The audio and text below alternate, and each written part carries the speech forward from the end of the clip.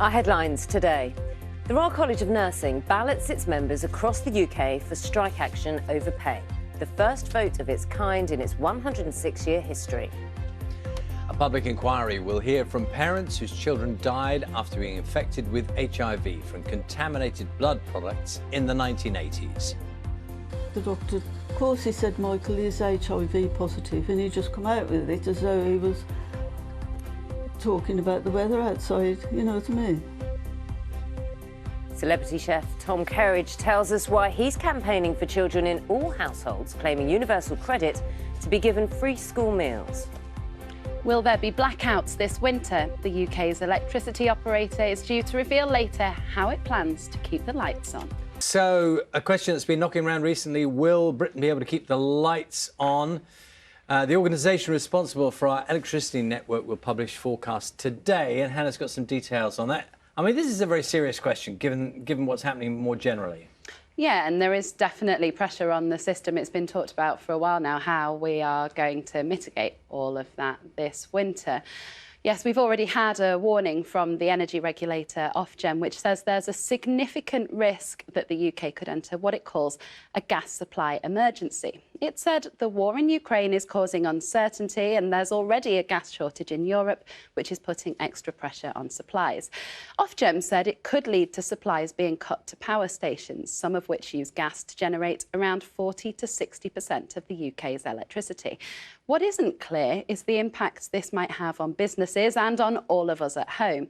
But the Prime Minister has previously ruled out the possibility of energy rationing. So how likely is it that there will be blackouts this winter? Well, as a country, we no longer rely on Russia directly for our gas. Even in 2021, we imported just 4% of our supplies from there. But Europe imported 40% of its gas from Russia last year. And with reduced supplies, there's growing pressure on the whole of the international market, which could have a knock-on effect here.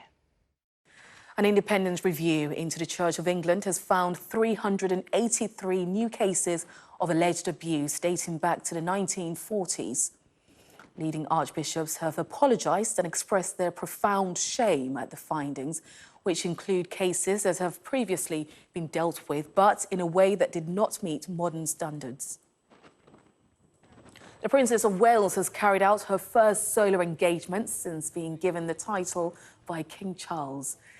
Visiting the Royal Surrey County Hospital in Guildford, she met mothers and babies while touring the facility's special care baby unit, which looks after premature newborns. Well, let's take a look at this morning's front pages. Let's see what's dominating. Kicking off with The Guardian then, which leads with Liz Truss's speech to the Conservative Party conference, in particular her description of the party's critics as an anti-growth coalition. The Daily Mail also leads with the same story. The headline there defines Liz takes fight to her critics. Stormy days ahead, but I've got your back. That's the front of the Daily Express.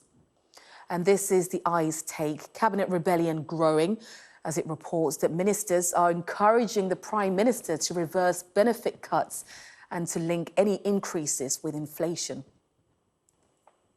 U-turn or face election wipeout, Truss warned. That's the front of the Times.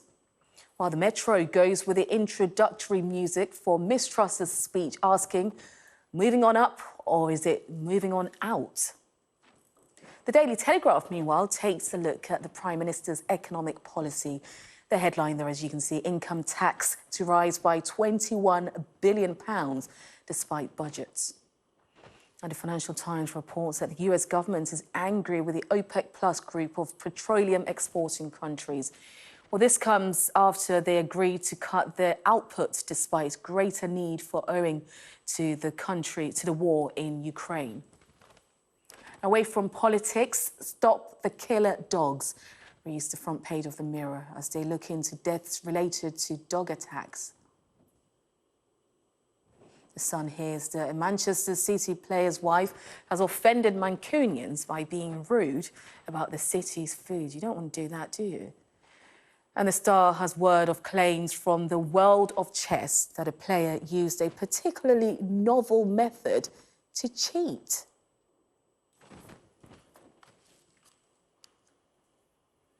And if you want to see any of those front pages again or read the stories, then scan the QR code, which is on your screen, and it will take you straight to the press review on the Sky News websites.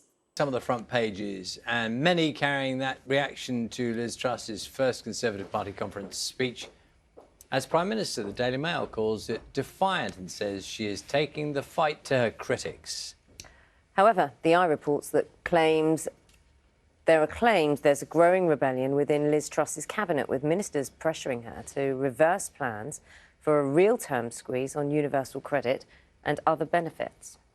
Away from the conference, Daily Telegraph reporting the Treasury will impose an additional £21 billion of income taxes, despite what Liz Truss has called a tax-cutting mini-budget. Analysis from the Institute of Fiscal Studies has found the average household will be nearly £1,500 a year worse off. And one of the most watched videos on the BBC News website shows a Wolverhampton primary school playground with a difference. It has its own swimming pool, which was built after staff struggled to arrange swimming lessons locally. Good for them.